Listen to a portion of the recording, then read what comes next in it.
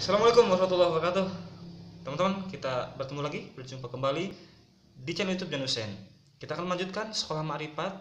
Sekarang kita beranjak ke tema yang selanjutnya. Sekolah ma'rifat jilid 2 ataupun part 2, pertemuan kedua, kita akan membahas tentang sifat-sifat Allah Subhanahu wa taala. Kita tahu bahwa sifat Allah itu ada 20, wujud, qidam, baqa, dan seterusnya. Jadi, apa sejujurnya kalau misalkan yang wujud, qidam, baqa itu kita sudah paham, artinya sudah tahu. Nah, di pertemuan kali ini kita akan lebih menjelaskan ataupun bisa merangkum gitu ya, gambaran tentang sifat-sifat Allah Subhanahu wa taala. Seperti kita pahami bahwa kunci awal bahwa Allah itu berbeda dengan makhluknya. Nah, kita akan membacakan rangkuman dari berbagai dan kita akan jelaskan gitu bagaimana sifat-sifat inti dari Allah Subhanahu wa taala. Pertama, semua yang disebut satu selain Dia adalah sedikit. Jadi, maksudnya begini, teman-teman. Satu itu adalah bagian terkecil, gitu ya. Satu itu adalah bagian terkecil. Setiap yang satu dan sendiri tanpa sekutu serta tidak mempunyai pembantu pasti terhinakan lemah. Nah, artinya bahwa selain Allah disebut satu itu sedikit, gitu ya. Tapi bagi Allah bukan begitu. Nah, kita lanjutkan gitu ya. Nah, tetapi kesendirian bagi Allah membawa pengertian bahwa zatnya tidak berupa sebuah susunan yang mengisyaratkan kemungkinan untuk terurai. Ya kan begitu.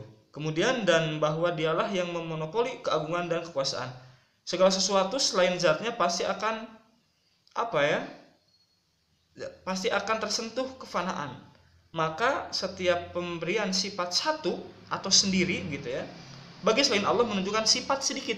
Nah, kayak kalau ada bilang satu selain Allah berarti menunjukkan sifat sedikit. Dan untuk menjadi sempurna, ia harus bersifat banyak atau berbilang. Namun bagi Allah tidak demikian. Ya, sebab pemberian sifat satu itu atau sendiri baginya adalah suatu bentuk pengkudusan dan pensucian dan sekaligus juga menunjukkan kesempurnaan. Nah, jadi Allah Esa, Allah satu itu berbeda dengan makhluknya. Ketika kita menyebut satu, itu pasti berbilang untuk manusia. Nah, bagi Allah satu itu adalah bentuk pengkudusan, bentuk kesucian. Bahwa dia satu itu bukan berbilang dan tidak bisa terurai dan bukan menunjukkan kelemahan. Jadi sekali lagi, itu yang pertama, bahwa Allah itu Esa, Allah itu satu, bukan berarti dia sedikit, tapi Allah itu satu bahwa menunjukkan kesucian, pengkudusan untuknya. Selanjutnya, semua yang mulia selain Allah adalah hina. Oke. Semua yang kuat selain Allah adalah lemah. Semua pemilik selain Allah adalah termiliki. Kemudian semua yang berilmu selain Allah adalah mencari ilmu. Semua yang kuasa selain Allah ada kalanya berkuasa, ada kalanya tak berdaya.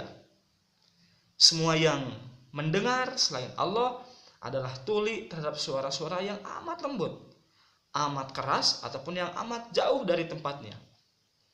Semua yang melihat selain Dia, selain Allah adalah buta terhadap warna-warna, amat lemah ataupun benda-benda amat lembut, begitu. Semua zat yang zohir selain Allah adalah batin.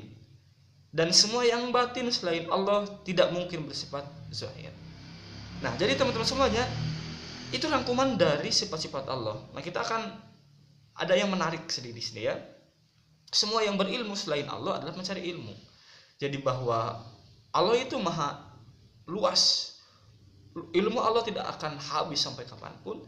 Bagi Allah yang maha luas ilmunya, bagi makhluknya, setiap yang berilmu pasti pencari ilmu. Bagi Allah tidak begitu. Kemudian tadi juga dikatakan bahwa semua pemilik selain Allah adalah termiliki, begitu. Semua yang kuasa selain Dia ada kalanya berkuasa dan ada kalanya tak berdaya. Nah, kekuasaan bagi Allah itu abadi, sedangkan bagi manusia tidak abadi. Selanjutnya, tidak diciptakan makhluknya untuk ataupun bertujuan untuk memperteguh kekuasaannya. Allah ciptakan makhluknya tidak berarti untuk memperteguh kekuasaannya. Beda dengan manusia, kadang-kadang kita membuat banyak kekuasaan perusahaan untuk memperteguh eksistensi dirinya, bahwa dia berpengaruh. Di diri kalian misalkan partai, organisasi, apapun itu bentuknya, kadang-kadang itu untuk memperteguh kekuasaan si manusia itu. Nah, bagi Allah tidak demikian, bahwa diciptakannya semua makhluknya tidak memperteguh kekuasaannya. Kasarnya tidak diciptakan pun Allah sudah maha kuasa. Oke. Nih, bahwa ternyata mereka atau semua makhluknya hanyalah makhluk-makhluk yang diperhambakan atau budak-budaknya yang hina dina. Jadi yang diciptakan ini adalah diperhambakan, gitu ya.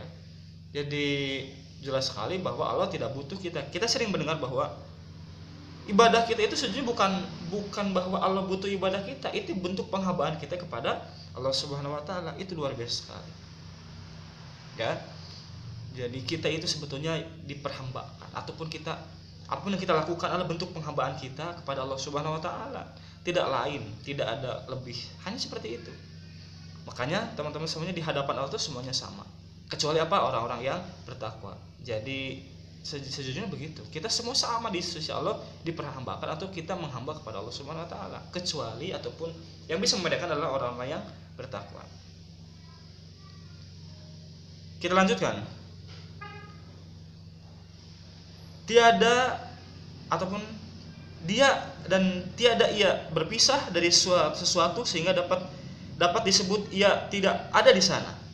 Jadi Allah itu tidak berpisah dari sesuatu sehingga dapat disebut dia tidak ada. Jadi teman-teman semuanya, bahwa Allah itu sudah jelas sebelumnya, dia ada tidak dari ketiadaan gitu. Bahwa ia ada karena memang sifatnya beliau itu begitu, atau Allah itu begitu.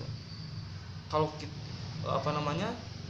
kalau Allah ada dari ketiadaan berarti sama dengan manusia. Kita ada dari ketiadaan. Allah tidak demikian.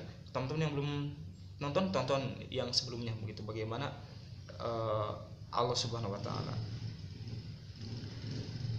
Nah, ini sebagai penutup teman-teman semuanya, dialah yang didambakan pada setiap bencana yang mencekam, dan dari dialah diharapkan datangnya segala kenikmatan. Jadi ini berkaitan dengan kondisi saat ini, bahwa Allah itu satu-satunya yang didambakan setiap bencana yang sangat mencekam, setiap bencana yang terjadi pada manusia, termasuk hari ini, bahwa kita mendambakan kenikmatan atau mendambakan pertolongan dari Allah Subhanahu wa taala. Jadi bahwa kita sejujurnya, kesimpulannya bahwa kita diperhambakan, kita hanya hamba yang mengabdi kepada Allah, bahwa semua juga hamba, termasuk corona semua juga sama. Satu-satunya cara kita adalah kita meminta kepada Allah Subhanahu wa taala untuk permasalahan ataupun untuk menjawab sebuah permasalahan yang kita alami. Teman-teman semuanya, jadi sifat-sifat Allah itu ada 20 yang kita ketahui, dan tadi kita sudah bahas kesimpulannya, bahwa yang terpenting bahwa teman-teman, Allah disebut satu itu bukan berarti bilangan sedikit, ya. Bahwa Allah disebut satu bukan menunjukkan kelemahan, bukan menunjukkan kekurangan. Bahwa Allah disebut satu menunjukkan keesaan, menunjukkan pengkudusan, menunjukkan kespesialan. Kemudian juga bahwa semua yang mendengar selain Allah adalah tuli terhadap suara-suara yang amat lembut, bahkan amat keras. Jadi semua juga yang melihat adalah buta terhadap warna-warna tertentu atau benda yang tertentu gitu. Jadi sekali lagi, sifat-sifat Allah itu demikian. Selain yang 20 kita ketahui, ada penjelasan yang tadi sudah jelaskan. Itulah sifat-sifat Allah. Semoga dengan video ini menambahkan keyakinan kita, menambah keimanan kepada Allah Subhanahu wa taala, bahwa Allah itu berbeda dengan makhluknya dan Allah Maha segalanya. Bagi Allah mudah saja membolak-balikan hati seseorang dan menjadikan makhluknya di atas, di tengah, di bawah. Itu bagi Allah mudah saja. Tergantung bentuk penghambaan kita kepadanya, kita maksimal, kita sempurnakan. Selagi teman-teman semuanya, itu untuk sekolah Ma'rifat jilid kedua atau part 2 tentang sifat-sifat Allah. Saya akan menutup dengan sebuah kalimat bahwa yang sudah tadi kita sebutkan, semua yang kuat selain Allah adalah lemah, dan semua pemilik selain Dia adalah termiliki. Sekian, terima kasih. Assalamualaikum warahmatullahi wabarakatuh.